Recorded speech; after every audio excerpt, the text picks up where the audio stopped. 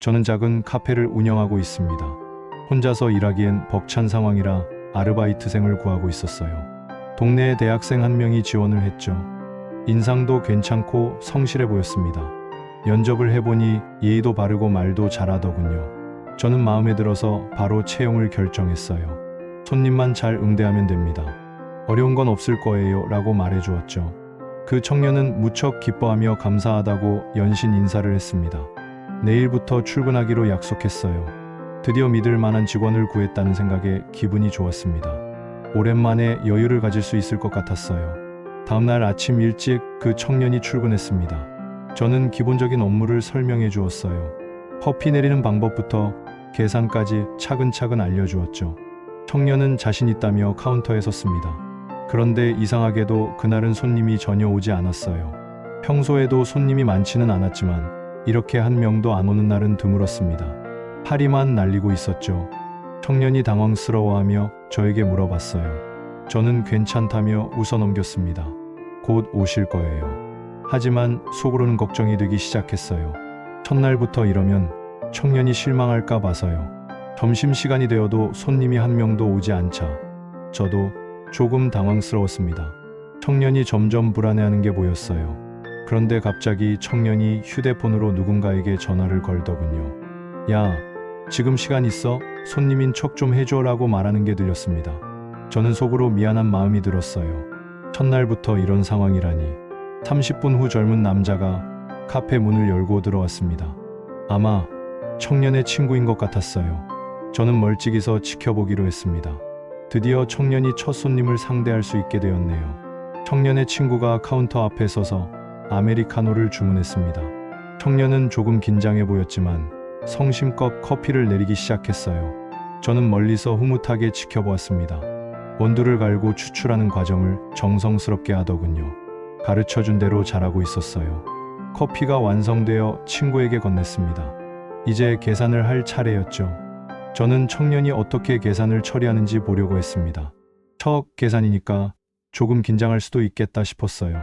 친구가 카드를 꺼내며 결제를 준비했습니다. 그런데 갑자기 이상한 일이 벌어졌어요. 친구가 카드를 내미는데 청년이 갑자기 손을 저으며 말했습니다. 계좌이체로 하시면 할인해 드릴게요. 저는 순간 귀를 의심했어요. 우리 카페에 그런 할인 제도는 없거든요. 친구도 어리둥절한 표정을 지었습니다. 청년은 계속해서 1,000원 깎아드릴게요 라고 말했어요. 제 눈빛이 번쩍했습니다. 뭔가 이상했거든요. 저는 급히 카운터로 다가갔어요. 청년이 친구에게 계좌번호를 알려주겠다고 하는 소리가 들렸습니다. 이건 분명히 잘못된 상황이었어요. 제가 개입해야 할 때가 온 것 같았습니다. 저는 바로 청년 앞에 서서 단호하게 물었습니다. 지금 뭐라고 했어요? 우리 카페에 그런 할인 제도 없어요. 청년은 순간 당황하며 변명을 시작했어요. 아, 그냥 제가 아는 손님한테만 특별히. 하지만 저는 이미 의심을 품고 있었습니다. 친구도 상황이 이상하다는 걸 눈치챈 듯 했어요. 저는 청년에게 휴대폰을 보여달라고 했습니다. 휴대폰 좀 보여주세요. 청년의 얼굴이 창백해졌어요. 추운 땀을 흘리며 주저하더군요. 하지만 결국 휴대폰을 건네주었습니다. 화면을 확인하는 순간 저는 분노가 치밀어 올랐어요. 휴대폰 화면에는 개인 계좌번호가 미리 준비되어 있었습니다. 청년이 손님들 계산을 받아서 자기 계좌로 빼돌리려는 계획이었던 거죠. 저는 크게 한숨을 쉬었어요. 이게 뭐예요? 친구도 상황을 파악하고는 충격받은 표정을 지었습니다.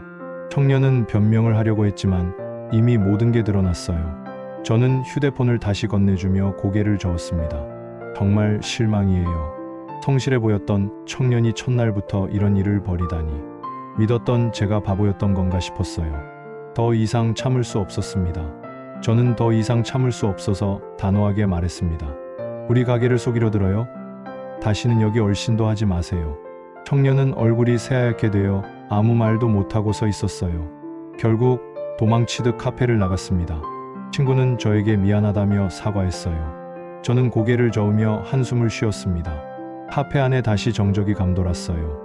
하지만 이번 정적은 손님이 없어서가 아니라 배신당한 충격 때문이었습니다.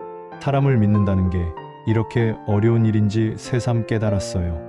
다시 혼자서 카페를 운영해야겠다고 마음먹었습니다.